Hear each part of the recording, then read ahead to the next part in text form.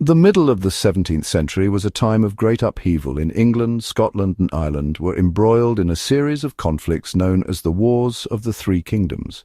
Religious and political tensions, simmering for decades, finally erupted into open warfare. In England, the parliamentarians clashed with the royalists in a bloody civil war. The conflict soon spread to Ireland, further complicating an already volatile situation. In 1649, Oliver Cromwell, the staunchly Puritan leader of the parliamentarian forces, turned his attention to Ireland. The country was in a state of rebellion following the Irish Rebellion of 1641. This uprising, sparked by fears of anti-Catholic persecution. Cromwell, viewing the Irish as both rebels and religious heretics, embarked on a brutal campaign to reconquer the island. Cromwell's arrival in Ireland marked the beginning of a reign of terror. He sought to crush all resistance, both royalist and Confederate, and to impose parliamentarian rule on the country. His campaign was characterized by ruthlessness and brutality, leaving a bloody stain on the history of Ireland. The massacres at Drogheda and Wexford stand as chilling examples of the horrors inflicted upon the Irish people. The consequences of Cromwell's campaign were devastating. Ireland was plunged into a period of darkness and despair.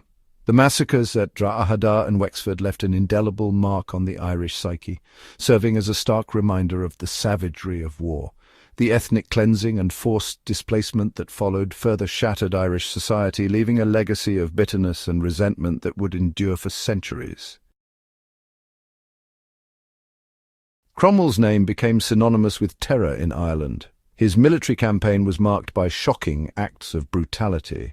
Two events in particular stand out as testaments to the horror unleashed upon the Irish people: the massacres at Drogheda and Wexford. In September 1649, Cromwell's forces laid siege to the fortified town of Drogheda.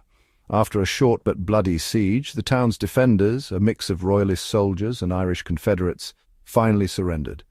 Expecting clemency, they were instead met with unimaginable cruelty. Cromwell, claiming it was the righteous judgment of God, ordered the slaughter of the garrison. The streets of Drogheda ran red with blood as Cromwell's soldiers showed no mercy. Men, women and children were butchered indiscriminately. Even those who sought refuge in churches were not spared. The massacre at Drogheda sent shockwaves throughout Ireland, serving as a chilling warning of the fate that awaited those who dared to resist Cromwell. A month later, a similar horror unfolded in Wexford. The town, a hub of Irish Confederate resistance, fell to Cromwell's forces. Again the promise of quarter was given, and again it was brutally violated. Thousands of inhabitants, soldiers and civilians alike, were put to the sword. The waters of Wexford harbour ran red with the blood of the slain. The massacres at Drogheda and Wexford were not isolated incidents, but part of a wider campaign of terror designed to subdue the Irish population. Cromwell's actions went beyond traditional warfare. He sought not just to defeat the enemy in battle, but to break the back of Irish resistance. To achieve this, he implemented a policy of ethnic cleansing and forced displacement. Central to this policy was the Act of Settlement of 1652.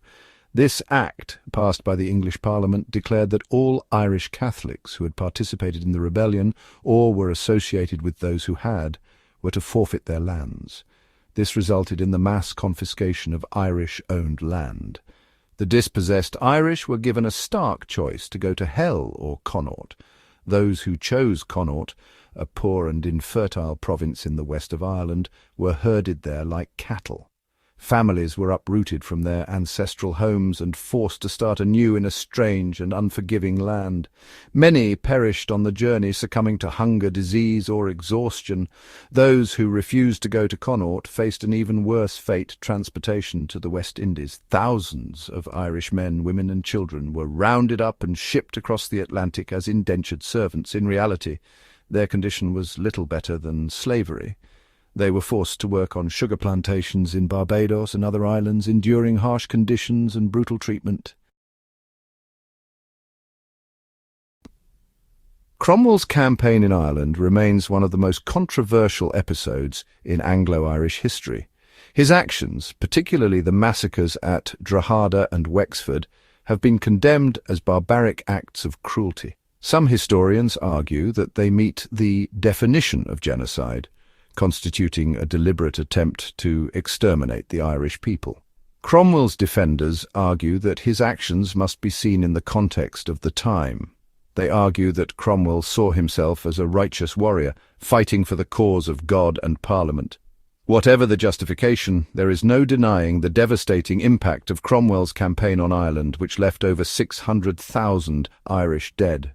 The country was left in ruins, its economy shattered, its social fabric torn apart. The policy of land confiscation and forced displacement had a profound and lasting impact on the demographic makeup of Ireland.